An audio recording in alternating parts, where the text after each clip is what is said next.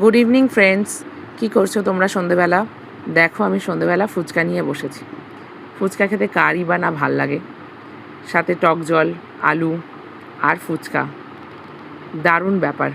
ফুচকাগুলো দারুণ মুচমুচে ছিল, আর বাইরে একটা বৃষ্টি বৃষ্টি ওয়েদার, তো ভালোই লাগে সন্ধেবেলাটা যদি এরকম করে বেশ সুন্দর সুন্দর খাবার খেয়ে কাটে।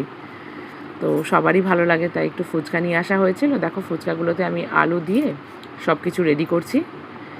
তো জলও নিয়ে নিয়েছি। তো সব কিছু রেডি হয়ে গেলে তারপর খাবো। তার সাথে এখানে পাতাও দিয়েছিল একটা, ঠিক আছে, যে পাতাটার মধ্যে করে বেশ সুন্দর করে খাবো। দেখো আমি প্লেট সাজিয়ে নিয়েছি, সাথে টক জলও আছে। তো চলো এবার টেস্ট করে বলা যাক যে কেমন হয়েছে।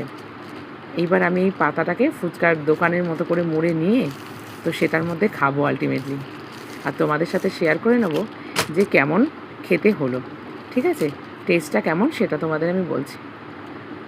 তো গন্ধরাজ লেবুর টেস্ট হলে ভালো হতো, এখানে গন্ধরাজ লেবুর জলটা ছিল না, তেঁতুল জলই ছিল নর্মাল, কিন্তু তাও দারুণ করেছিল, ঝাল ঝাল ফুচকা।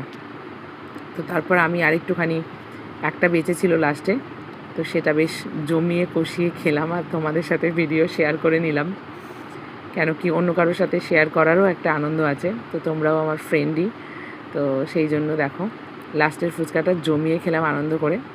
তো টক জল মুখে অনেকটা নিয়ে নিয়েছিলাম, তাই তোমাদের সামনে আসতে পারছিলাম না, মুখটা নিচু করে নিয়েছিলাম, কিন্তু দারুণ লাগছিল। ঠান্ডা ঠান্ডার ওয়েদারের মধ্যে ফুচকা খাওয়ার একটা আলাদাই মজা। তো লাস্টে যেই ফুচকাটুকুনি ছিল ওটা খেয়ে নিয়েছি, আর একটুখানি লাস্টে জল টেস্ট করলাম। ফুচকার জলটাই তো আলাদা না, মানে জলের টেস্টটার জন্যই আর ফুচকা আরও স্পেশাল। যাই হোক, খাওয়া দাওয়া ফুচকা হয়ে গেছে, টাটা। তারপর রাত্রিবেলা ডিনারে চলে যাই। চলো তোমাদের সাথে ডিনারের আলোচনা করি। তো ডিনারে দেখো আমি ডালটা গরম করে নিচ্ছি, তো তারপর আলু পোস্ত। তো রাতের ডিনারে যেগুলো আমরা খেয়েছি, ডাল ছিল, কলাইয়ের ডাল ছিল, আর তার সাথে যেটা ছিল সেটা হচ্ছে আলু পোস্ত। আলু পোস্ত আর কলাইয়ের ডালের কম্বিনেশানটা কার কার ভালো লাগে বলো? সবারই ভালো লাগে, আমি জানি এটা একটা দারুণ কম্বিনেশান, বাঙালিদের কাছে অন্তত।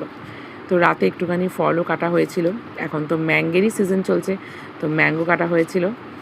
তো এই ছিল আজকে রাতের ডিনার, যে ভাত বেড়ে নিয়েছি দেখো, কলাইয়ের ডাল, আলু পোস্ত, আর এখানে ছিল আলুর পকোড়া। এই দিয়ে রাতে ডিনারটা জমে গেল। তোমরা ডিনারে কী খেলে আমার সাথে শেয়ার করো। টাটা, গুড নাইট, সবাই ভালো থেকো।